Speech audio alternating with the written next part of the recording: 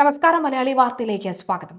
Alappuzha railway സ്റ്റേഷനിൽ നിന്ന് പുറപ്പെടാൻ ഒരുങ്ങുകയായിരുന്ന ധൻബാദ് എക്സ്പ്രസ് ട്രെയിനിന്റെ കോച്ചിനടിയിൽ നിന്ന് ഒരു മനുഷ്യന്റെ കൈ കണ്ടെത്തിയത് പരിഭ്രാന്തി പരത്തി.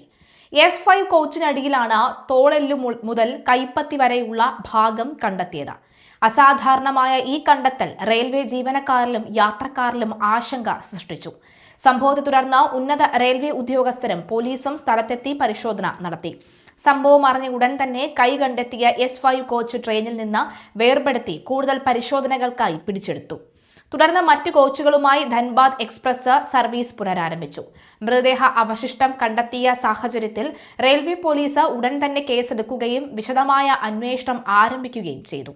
ഫോറൻസിക് വിദഗ്ധരും സ്ഥലത്തെത്തി തെളിവ് ശേഖരിക്കുകയും പ്രാഥമിക പരിശോധനകൾ നടത്തുകയും ചെയ്തു. ട്രെയിൻ തട്ടി മരണപ്പെട്ട ഏതെങ്കിലും വ്യക്തിയുടെ ശരീരഭാഗമാകാം ഇതെന്നാണ് പ്രാഥമിക നിഗമനം. ഈ സാധ്യത മുന്നിൽ കണ്ട് ധൻബാദ് എക്സ്പ്രസ് കടന്നുപോയ വഴികളിൽ എവിടെയെങ്കിലും ട്രെയിൻ അപകടങ്ങൾ സംഭവിച്ചിട്ടുണ്ടോ എന്നും അത്തരത്തിൽ ആരെങ്കിലും മരണപ്പെട്ടിട്ടുണ്ടോ എന്നും റെയിൽവേ പോലീസ് അന്വേഷിച്ചു വരികയാണ്.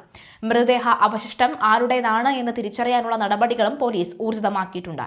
വെള്ളിയാഴ്ച രാത്രിയാണ് ധൻബാദിൽ നിന്ന് പുറപ്പെട്ട ട്രെയിൻ ആലപ്പുഴ റെയിൽവേ സ്റ്റേഷനിൽ എത്തിയത്. ശനിയാഴ്ച രാവിലെ ആലപ്പുഴയിൽ നിന്ന് തിരിച്ചുള്ള സർവീസിനായി ട്രെയിൻ പുറപ്പെടാൻ ഒരുങ്ങുന്നതിനിടയിലാണ് മനുഷ്യന്റെ കൈ കണ്ടെത്തിയത്. ഇത് ട്രെയിനിന്റെ യാത്രയെ താൽക്കാലികമായി ബാധിച്ചു. ട്രെയിൻ സർവീസ് പുനരാരംഭിച്ചെങ്കിലും S5 കോച്ചിനുള്ളിൽ തുടരന്വേഷണങ്ങൾ നടന്നു വരികയാണ്.